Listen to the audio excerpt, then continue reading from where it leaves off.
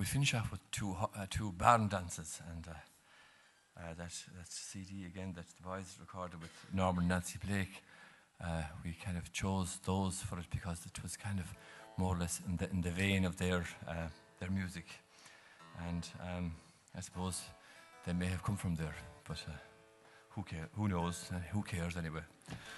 Gurmida Mahagavarist, Joe Bands. He was a beautiful old tin whistle player from East Clare, and the second one is a barn that's called the Gypsy Princess.